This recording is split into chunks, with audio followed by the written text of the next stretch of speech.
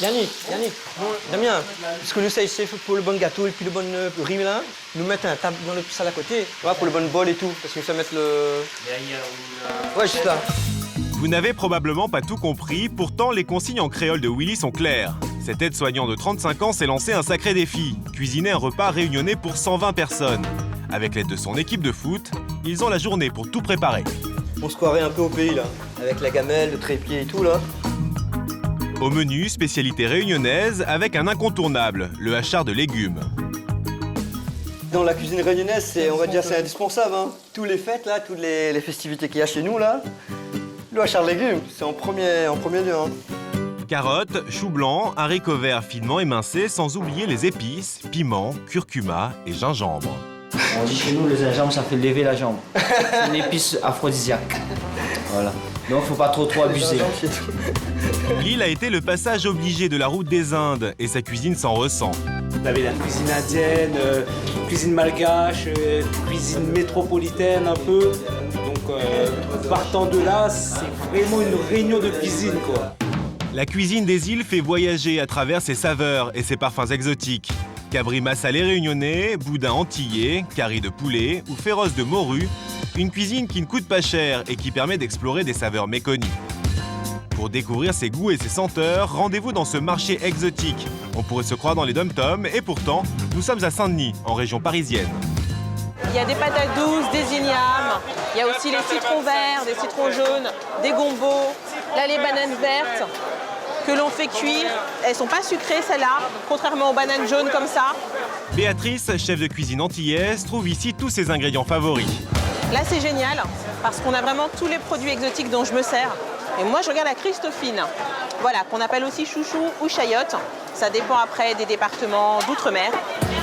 Mais la spécificité des îles, ce sont avant tout les épices. Les épices dont on se sert beaucoup aux Antilles, vous avez le colombo, ça c'est la base. Le curry évidemment, on a de la cannelle, de la coriandre en grains, le piment aussi je m'en sers, le cumin, il y a beaucoup d'épices. Mais à chaque fois je le dis, c'est une cuisine qui est épicée mais pas piquante. Béatrice, originaire de Guadeloupe, connaît bien la cuisine antillaise. Il y a 2 ans, elle a quitté un CDI dans le prêt-à-porter en Île-de-France pour ouvrir son entreprise de restauration à domicile. Un pari sur le succès de la cuisine créole en métropole qui, au départ, inquiétait sa mère, Suzette.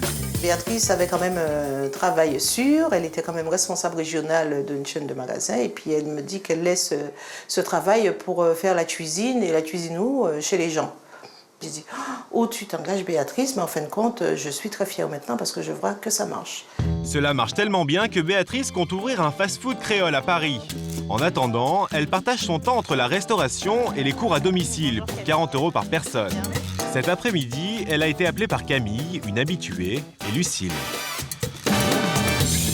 Moi, j'ai été plusieurs fois à la Martinique. Donc j'ai pu goûter plein de plats et c'est vrai que c'est excellent. Et à chaque fois que je me suis dit je vais en faire un peu, j'ai improvisé, mais c'était bon, mais c'était pas non plus typique. Les filles enfilent un tablier madras aux couleurs de la Guadeloupe. C'est vraiment... Faudrait qu'on ait le super chapeau avec l'ananas. Le petit boubou. Encore mieux les colliers. Ah, peut-être à la fin. Qui veut se lancer dans la découpe du poulet? Allez, filet. Pour commencer, Béatrice va leur apprendre à cuisiner un grand classique, le poulet colombo. Pour cela, il faut de la cive, c'est-à-dire une sorte d'oignon nouveau, du citron vert. Vous aimez pimenté ou pas pimenté? Moi j'aime bien, pas trop, mais un petit peu, oui quand même. Un petit peu, ouais. En plus d'un piment végétarien, elle ajoute 3 clous de girofle hachés, de l'ail, du thym, du laurier. Et là, le plus important, forcément, ce qui fait le plat, pour l'assaisonnement, c'est le colombo.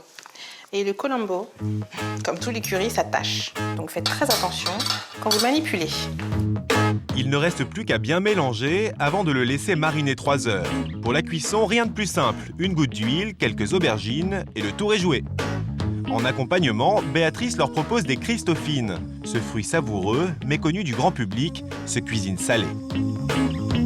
C'est un goût très fin, très subtil. Et la consistance, c'est un petit peu comme de la purée de céleri. Béatrice leur propose de les cuisiner en gratin avec des lardons. Elles peuvent aussi être mangées crues en salade. Ah mais on veut pouvoir bien réussir ça comme il faut pour épater nos futurs invités. Place à la dégustation. Chin chin, à tienne.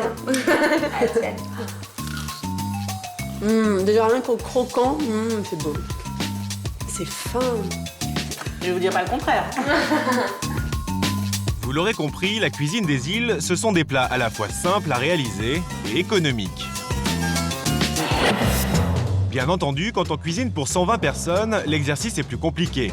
Il est 19h30, alors que les premiers invités arrivent pour Willy et sa brigade réunionnaise, la pression monte. Bon, Alexandre, c'est bon? Ça n'aura besoin pour le riz, transvidé. Thierry, ramène la salade, s'il te plaît. C'est le coup de feu. Heureusement, les garçons avaient préparé leur apéritif la veille. Les samoussas et les bonbons piments ont simplement besoin d'être réchauffés. On appelle ça les bonbons piments parce que c'est vrai qu'à la base, déjà à l'apparence, ça a l'air d'être bon. Effectivement, au goût, au départ, c'est vraiment bon. Mais après, le côté piment ressort et là, le retour de flamme, il est méchant. Dans la salle, même si les palais ne sont pas habitués, on est prêt à découvrir de nouvelles saveurs. C'est le grand saut pour la plupart des participants. Ah, moi, je connais rien du tout, moi. Ça, je crois que c'est le samoussa, là. Et samoussa quoi? Nous, on connaît pas. Ah, je sais pas comment ça s'appelle, alors j'ai pris du poulet avec du riz, donc c'est très bon. Et je pense que je vais me resservir une deuxième fois s'il y en a assez. Tel un grand chef, Willy profite d'une accalmie en cuisine pour faire le tour des tables. J'étais voir comment Olivier, là, c'est un cuisinier de métier. Donc je lui ai demandé, il m'a dit, franchement, c'est bon.